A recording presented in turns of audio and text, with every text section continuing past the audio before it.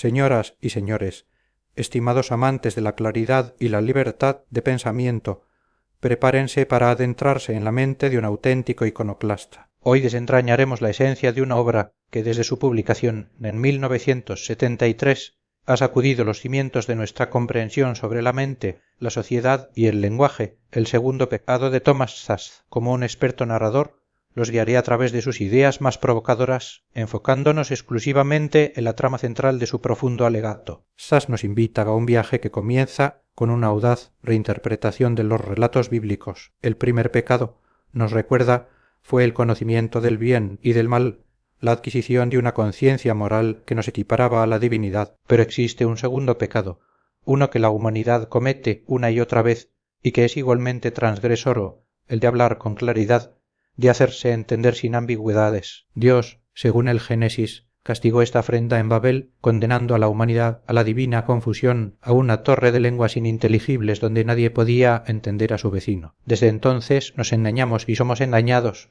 prisioneros de un lenguaje pervertido. Para Szasz, esta confusión del lenguaje no es un mero accidente, sino una herramienta de poder, el origen de la deshumanización, la intolerancia y la estupidez que asola todas las facetas de nuestra vida, desde la política más grandilocuente hasta la intimidad de nuestra sexualidad. Su espíritu crítico, eminentemente racionalista y libertario, arremete contra las instituciones y las narrativas dominantes que, disfrazadas de beneficencia o ciencia, ejercen un control despótico sobre los individuos. La trama central del segundo pecado no es una historia de personajes, sino la implacable denuncia de cómo el lenguaje ha sido secuestrado para perpetuar la dominación y cómo la psiquiatría se ha convertido en la punta de lanza de esta opresión moderna. El lenguaje como campo de batalla en definir o ser definido. En el corazón de la argumentación de Szasz reside la convicción de que el hombre es un animal que habla y por lo tanto el control del lenguaje es la clave para controlar al hombre. La vida humana se convierte en una lucha encarnizada por la definición. En el reino animal la regla es o comed o sed comidos,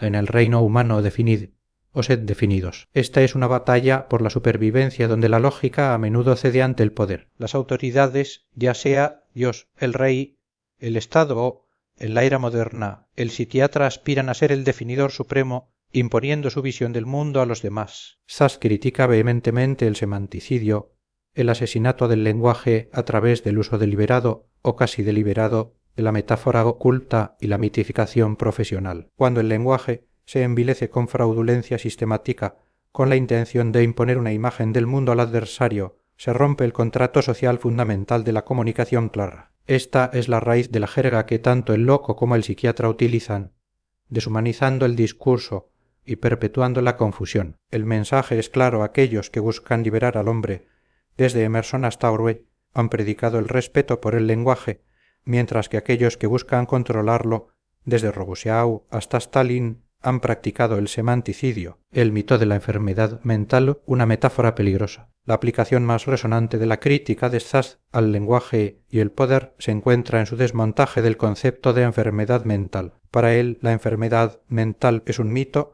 una metáfora perniciosa que se ha confundido con la realidad y se utiliza estratégicamente para avanzar intereses sociales específicos. La mente, argumenta, no es un órgano ni una parte del cuerpo, por lo tanto, no puede enfermar en el mismo sentido que un riñón o un pulmón. Decir que una mente está enferma es tan metafórico como decir que la economía está enferma o que un chiste está enfermo. Esta confusión deliberada entre la enfermedad corporal, algo que el paciente tiene, y la supuesta enfermedad mental, algo que el paciente es o hace, es la base de la farsa. Los diagnósticos psiquiátricos no son descubrimientos médicos, sino etiquetas estigmatizadoras y porras semánticas que descalifican las desviaciones y rompen la dignidad del individuo. La nosología psiquiátrica es, en esencia, el lenguaje del aborrecimiento. Szasz nos reta a reconsiderar qué son realmente los síntomas mentales. Lejos de ser manifestaciones de una patología cerebral, son declaraciones de independencia y dependencia que el supuesto paciente mental hace. Un psicótico que afirma ser Jesús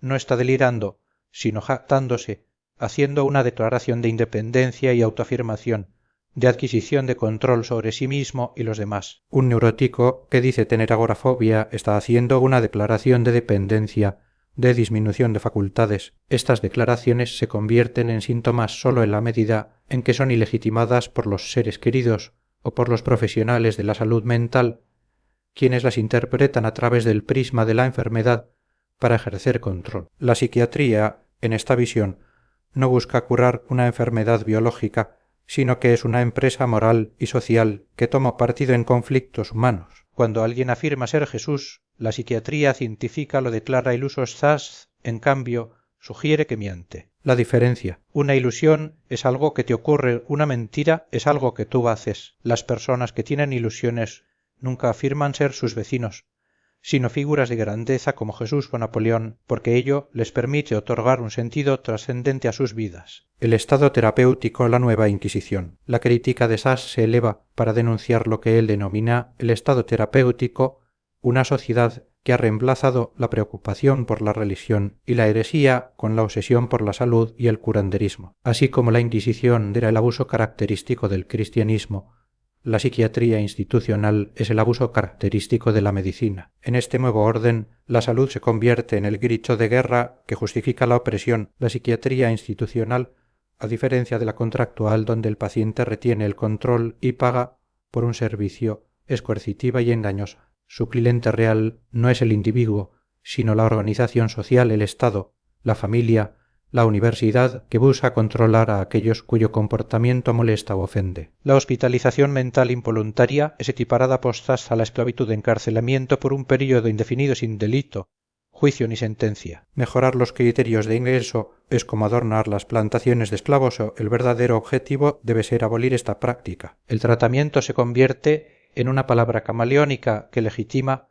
cualquier intervención, por abusiva que sea. Electrochoques, lobotomías, fármacos o simplemente la conversación forzada, todo se disfraza de terapia para ocultar la verdadera intención, el control y el castigo. Sass nos recuerda que lo que hace que una intervención médica sea moralmente permisible no es que sea terapéutica, sino que el paciente la desee. El tratamiento psiquiátrico forzoso, al igual que la violación, debería estar prohibido y castigado. La medicalización de la vida, de la moral a la patología. Sass aplica su bisturí desmitificador a un sinfín de aspectos de la vida cotidiana, demostrando cómo se han medicalizado problemas que son, en esencia, morales, existenciales o sociales. Infancia y familia. La permisividad se define como tratar a los niños como adultos para asegurarse de que nunca lo sean. Los conflictos familiares se convierten en luchas por la atención y la libertad, y las disfunciones se disfrazan de patologías psicológicas en lugar de reconocerse como dinámicas de poder. Matrimonio deja de ser un contrato libre para convertirse en un juego donde ambos cónyuges a menudo sienten que pierden. La normalidad sexual es resultado de antiguas relaciones de dominación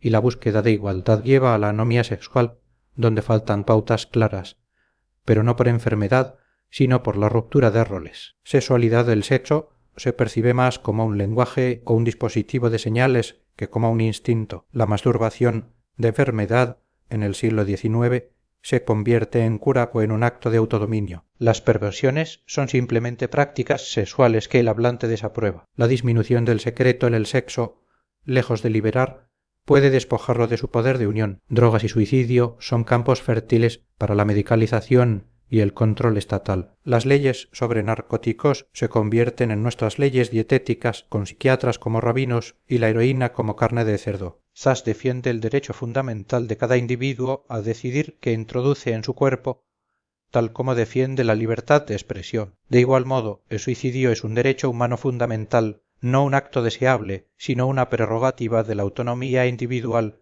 que la sociedad no tiene el derecho moral de impedir por la fuerza. La adicción se ve como parte de una producción dramática personal, una estrategia, no una enfermedad de la cual el individuo es una víctima pasiva. La conducta personal y el autodominio, la felicidad, la inquietud, el valor, el aburrimiento, la gratitud y todas las emociones se reinterpretan a través de la lente de la autoafirmación y el control. El self-made man del siglo XIX ha sido reemplazado por un individuo cuya culpa y mérito se atribuyen a todo y a todos menos a sí mismo. Sass subraya que el ser propio no se encuentra, sino que se crea, y que esta autocreación requiere coraje y autodominio. Hacia una ética de la autonomía, el camino de Sass. Frente a la divina confusión, Sass propone una vuelta a la claridad y a una ética de la autonomía. Distingue tres modos éticos de conducta: la regla de oro, tratar a los demás como quisiéramos ser tratados; la regla del respeto, tratar a los demás como ellos quieren ser tratados;